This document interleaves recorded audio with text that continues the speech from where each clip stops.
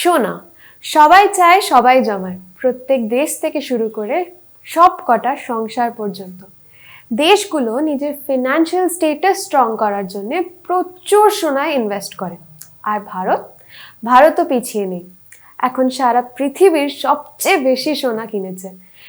এই সোনা কেনার প্রচলনটা অনেক যুগ যুগ ধরে চলে আসছে। ধরুন আমাদের দাদু দিদা, তার দাদু দিদা, তার দাদু দিদা। কেন? কারণ আমরা ভাবি সোনা কেনা সবচেয়ে সেফেস্ট ইনভেস্টমেন্ট। কিন্তু আমরা কি করছি? সোনা কিনে ব্যাংকের লকারে রেখে দিচ্ছি, ভাবছি সেফেস্ট অপশন থাকুক। কিন্তু যদি বড় বিপদ আসে, ব্যাংক কি সত্যি আমাদের সোনা ফেরত দেবে? চুরির চোখে পড়লে, হাওয়া হয়ে গেলে অনলি ইয়ারলি রেন্টের 100 টাইমস ওইটুকুই পাবো। সেটা আমাদের রাখা সোনার মূল্যর একটা ছোট্ট অংশও না। তাহলে সোনা যদি এত মূল্যবান হয়, এটাকে ব্যাংকে পুরে রাখার কি দরকার? আমরা কি আসলে এটার উপকার নিতে পারছি? সময়ের সাথে সাথে অনেক অপশনস চলে এসছে। গোল্ডে ইনভেস্ট করা মানে শুধু গয়না কেনা না, আরো অনেক অল্টারনেটিভ ইনভেস্টমেন্ট অপশনস এসছে। Welcome to paisa invest YouTube channel. এই ভিডিওতে গোল্ড ইটিএফস আর ফিজিক্যাল গোল্ডের একটা কমপ্লিট কম্প্যারিজন করছি, যাতে আপনি সবচেয়ে ভালো ডিসিশন নিতে পারেন। তাই ভিডিওটার সব কটা পয়েন্ট ভালো করে নোট করুন, যাতে এন্ডে ডিসাইড করতে পারবেন কি কোন ইনভেস্টমেন্ট অপশন আপনার ফিনান্সিয়াল গোলসের সাথে অ্যালাইন করছে। Why invest in gold? Gold হলো একটা সেফ ইনভেস্টমেন্ট। যখন স্টক মার্কেট ভলাটাইল হয়, ইনফ্লেশন বেড়ে যায় বা ইকোনমিক ক্রাইসিস হয়, তখন গোল্ডের ডিমান্ড এবং প্রাইস বেশি বাড়তে থাকে। তাই অনেক ইনভেস্টার্সের কাছে গোল্ড একটা হেজ অ্যাগেনস্ট ইনফ্লেশন। কিন্তু গোল্ডে ইনভেস্ট করার দুটো পপুলার ওয়েজ আছে, ফিজিক্যাল গোল্ড আর গোল্ড ইটিএফস। কোনটা বেটার, এই দুটোর মেইন কম্প্যারিজন এই ভিডিওতে আমরা করব। Storage and security. ফিজিক্যাল গোল্ডের ব্যাপারে বলি। গোল্ড রাখার জন্য ব্যাংক লকার, হোম সেফ বা জুয়েলারি বক্সের দরকার হয়, তাই তো? যদি লার্জ অ্যামাউন্টের গোল্ড কেনেন, তাহলে সিকিউরিটিটা একটা খুব বড় ইস্যু হয়ে যায়। ব্যাংক লকারে রেন্ট দিতে হয়, আর ঘরে রাখলে চুরির রিস্ক থাকে।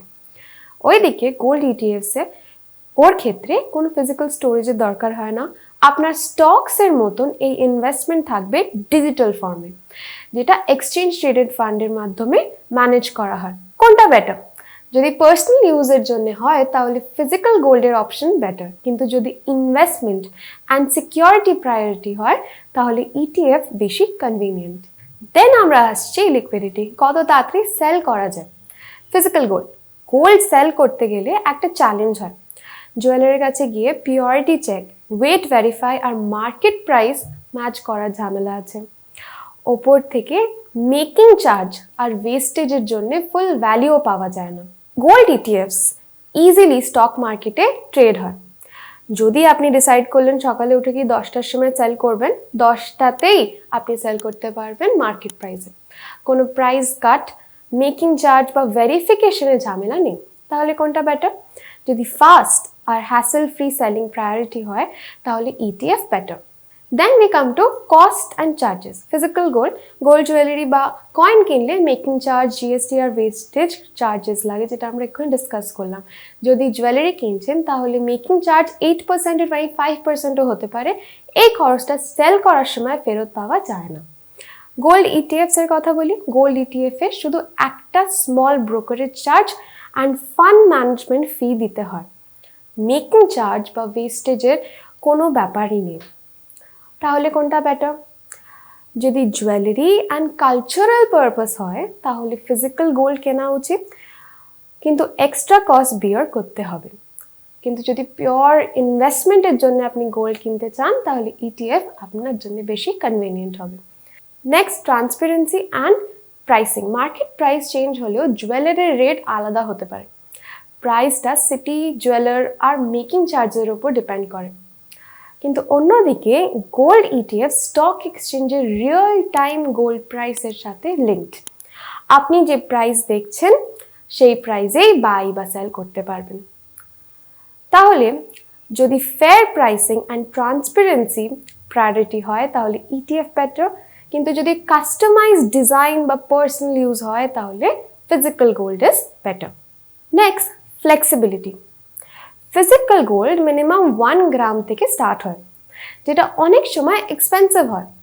যদি আপনার বাজেট কম হয় তাহলে gold coins is a good option, but still প্রাইসটা হায়ার এন্ডে থাকে। ETF এ ইভেন 100 to 500 ইনভেস্ট করা যায়। ফ্র্যাকশনাল গোল্ড বাই করার একটা আলাদা অপশন আছে। তাই যদি আমাকে জিজ্ঞেস করা হয় কোনটা বেটার, যদি স্মল ইনভেস্টমেন্টস অ্যান্ড SIP এর মতন রেগুলার ইনভেস্টমেন্ট প্ল্যান থাকে তাহলে ETFs বেটার। যদি একটা ওয়ান টাইম লার্জ ইনভেস্টমেন্ট করতে চান তাহলে physical gold is more convenient. Lastly আমরা কথা বলি ট্যাক্স বেনিফিটসের ব্যাপারে। ফিজিক্যাল গোল্ড সেল করলে ক্যাপিটাল গেইনস ট্যাক্স দিতে হয়। যদি 3 বছরের আগে সেল করেন তাহলে শর্ট টার্ম ক্যাপিটাল গেইনস লাগে। যদি 3 বছরের পরে সেল করেন তাহলে 20% ট্যাক্স উইথ ইন্ডেক্সেশন বেনিফিট পাওয়া যায়।